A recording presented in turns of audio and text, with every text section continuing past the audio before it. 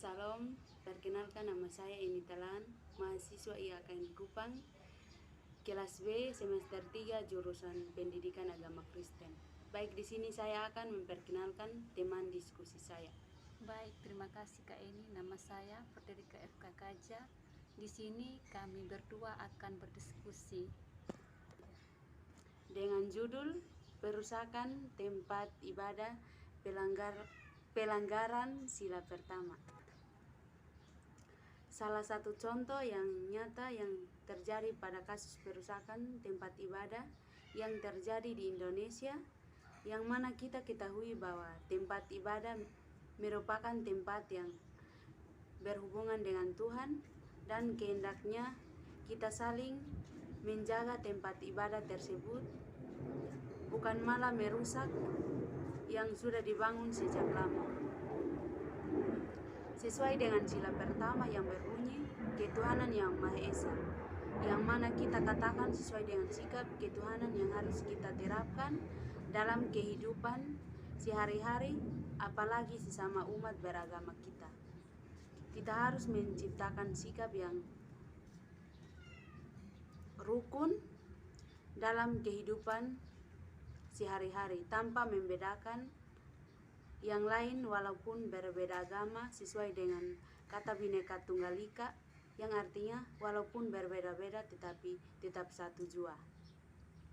Hendaknya kita sebagai umat yang beragama, kita menjaga kerukunan seperti contoh menjaga tempat ibadah, bukan malah merusak tempat ibadah tersebut. Kita sebagai umat yang beragama, kita harus saling menjaga satu sama lain, bukan malah merusak hubungan keluarga dan mengganggu kerukunan dalam umat beragama. Faktor yang menyebabkan ketidakadanya kerukunan dalam umat beragama yaitu salah satunya sifat keegoisan. Sifat keegoisan ini yang menjadi penyebab salah satu kehancuran kerukunan warga sesama umat beragama.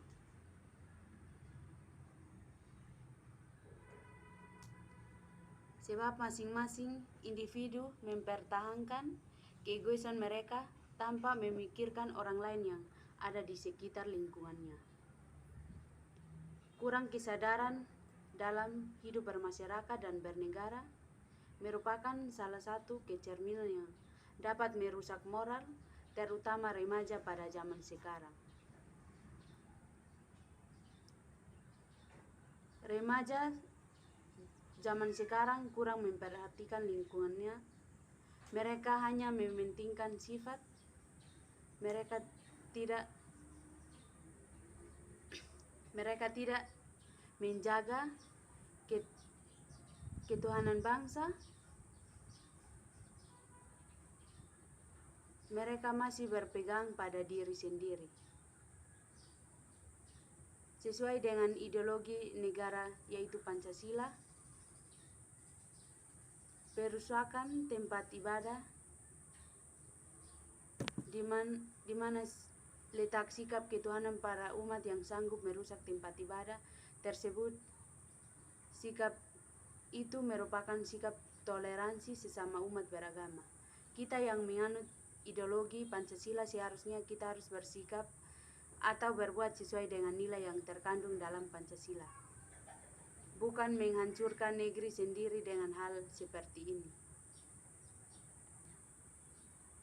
Baik, di sini saya akan memberikan kesempatan kepada teman diskusi saya untuk memberikan tanggapan tentang materi yang saya diskusikan. Baik Kak Eni, pertanyaan dari saya, bagaimana cara kita sebagai generasi penerus bangsa untuk bisa menghilangkan sifat keegoisan dari masyarakat? Baik, di sini saya akan memberikan jawaban saya tentang pertanyaan yang teman diskusi saya berikan. Salah satu cara untuk kita mempertahankan atau kita menghilangkan sifat keegoisan yang terjadi pada zaman saat ini yaitu kita harus menjaga kerukunan keluarga dan kita jangan pernah membeda-bedakan agama, karena di dalam sila Pancasila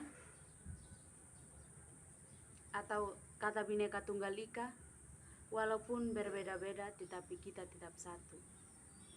Dan kita harus lebih mementingkan hidup kebersamaan dalam keluarga, dan kita jangan pernah mementingkan diri sendiri. Kasih. Nah, baik, terima kasih Kak Eni atas jawabannya. Mungkin masih ada pertanyaan yang saya ingin berikan kepada Kak Eni, yaitu tentang kasus yang bertentangan dengan Pancasila saat ini. Itu seperti apa, Kak? Baik, di sini saya akan memberikan masukan atau jawaban untuk pertanyaan dari teman Ika. Pada sila pertama yang ada di dalam Pancasila berbunyi ketuhanan yang Maha Esa. Tidak ada sikap toleransi kepada sesama seperti yang sudah tersirat pada sila pertama. Jika Indonesia sendiri memiliki berbagai macam agama, salah satu contoh penyimpanannya adalah tidak adanya sikap toleransi kepada agama lain. Gerakan radikal kelompok tertentu yang mengatasnamakan agama, kegiatan menyimpan mereka dengan atas nama agama tertentu, seperti misalnya saja terorisme yang seringkali mengatasnamakan agama tertentu. Perusakan tempat ibadah adalah perusakan yang hanya karena merasa terganggu atau karena konflik dan permasalahan lain. Tidak hanya itu saja, namun sikap fanatisme pada agama yang sifatnya bisa anarki dan merugikan orang lain, maka masuk ke dalam pelanggaran Pancasila. Baik, terima kasih Kak Eni. Saya akan memberikan pertanyaan yang terakhir untuk Kak Eni, yaitu sebagai anak muda atau generasi muda, hal-hal apa saja yang harus kita pertahankan dari Pancasila sebagai ideologi kita wariskan kepada generasi berikutnya.